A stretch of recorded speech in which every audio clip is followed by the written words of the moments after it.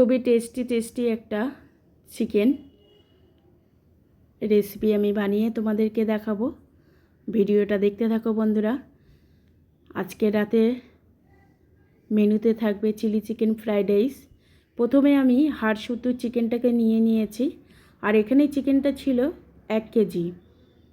আদা রসুন পেঁয়াজ লঙ্কা, সোয়া সস, লঙ্কার সস, কর্নফ্লাওয়ার, 2টো ডিম এখানে আমি দিয়েছি। দিয়ে ভালো করে ম্যারিনেট করে নেব। লঙ্কা sauce, soya sauce, tomato sauce একটু বেশি করে দেব, আর কাঁচা লঙ্কা বাটা দিয়ে ভালো করে আমি মেখে নেব চিকেনটা। তার আগে আমি চিকেনটা ভালো করে নুন আর একটু লেবু দিয়ে মেখে রেখেছিলাম। আর এই চিকেনটা মেখে আমি ফ্রিজে আধা ঘন্টা রেখে দেব, যাতে পকোড়াগুলো খুব সুন্দর হয়। তোমরা ভিডিওটা সম্পূর্ণ দেখতে থাকো। তেল গরম হলে আমি পকোড়াগুলো এক এক করে ভেজে নেব। আর কাঁচা লঙ্কা, টমেটো, পেঁয়াজ, ক্যাপসিকাম সব কেটে রেখে দিয়েছি। সম্পূর্ণ ভিডিওটা দেখতে থাকো বন্ধুরা। আর আমি তোমাদের পরিবারে এখন যেতে পারছি না, আমি একটু বাড়িতে লোকজন এসেছিল, তার জন্য একটু ব্যস্ত ছিলাম, তাই তোমাদের পরিবারে আমি যেতে পারি না। সরি বন্ধুরা, আমি ঠিক সময় হলে চলে যাব।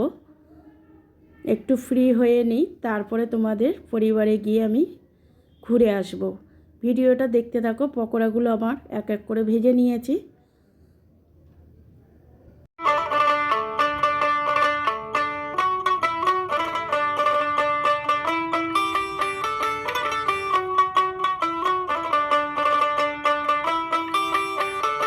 পকোড়াগুলো আমার ভাজা হয়ে গেছে। এইবারে এখানে কিছুটা কাঁচা লঙ্কা, বড় বড় করে পেঁয়াজ, টমেটো, ক্যাপসিকাম কেটে নিলাম।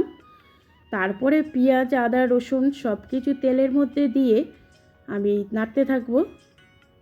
আর ওদিকটা তো পকোড়া আমার রেডি হয়ে গেছে।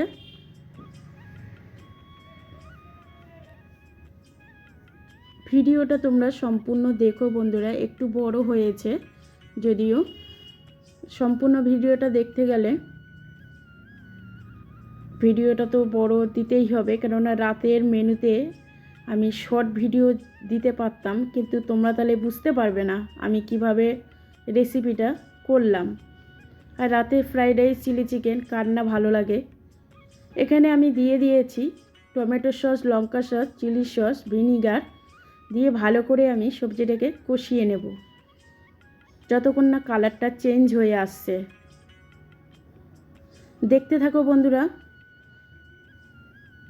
ভিডিওটা সম্পূর্ণ ভালো লাগলে অবশ্য কমেন্টে জানিও কার কার এই চিলি চিকেন ফ্রাইড রাইসটা ভালো লাগে, বা রাতের এরকম টেস্টি একটা মজাদার খাবার থাকলে আর কোনো কথাই নেই। আর এখানে আমি টক ঝাল মিষ্টি একদম সমান সমান থাকবে, তার জন্য এখানে লঙ্কা যতটা দিতে হয়েছে ততটাই চিনি আমি কিন্তু একটু মিষ্টি, যেহেতু আমি এখানে 5 চামচ চিনি দিয়েছি। আর টমেটো সস, লঙ্কা সস তো দিয়েছি, একটু কর্নফ্লাওয়ার দিয়ে একদম ভালো ঘন হয়ে গেছে। এবার আমি পকোড়াগুলো ছেড়ে দিয়েছি। দেখে